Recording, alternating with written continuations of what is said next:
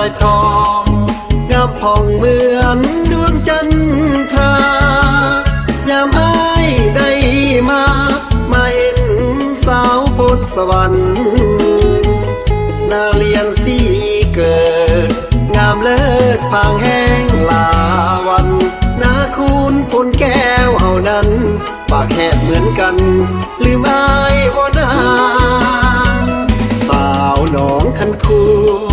เคียงคู่หัวคู่นาซอนไอห้องเพลงวอนนาทอนพลเต้นายางนาซับน้ำเกียง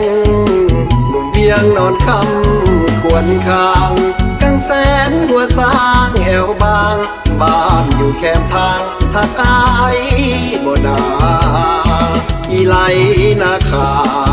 หัวหน้าห้องหัวแสนดินพนคำพนม่วงได้ยินเป็นถิ่นสวยงามในตาน้ำหุ่มแบ่งนาบ้านเปิดเคยมาน้ำเย็นห้วยเย็นอุราอ้ายปรารถนา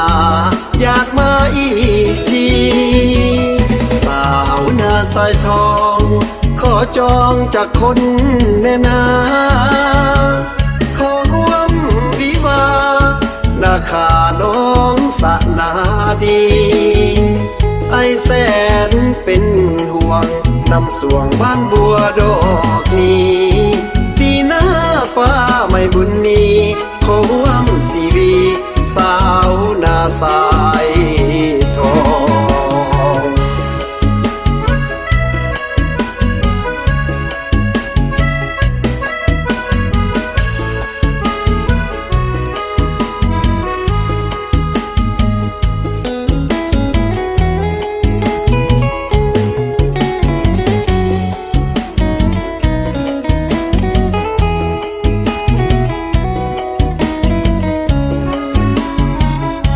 อีไหลนาคาหัวหน้าห้องหัวแสนดินพนคำพนม่วงได้ยินเป็นถิ่นสวยงามในตาน้ำหุ่มแบ่งนาบ้านเปิดเคยมาน้ำเย็นห้วยเย็นอุราอ้ายปรารถนา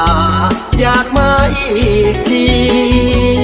สาวนาสายทองขอจองจากคนแน่นา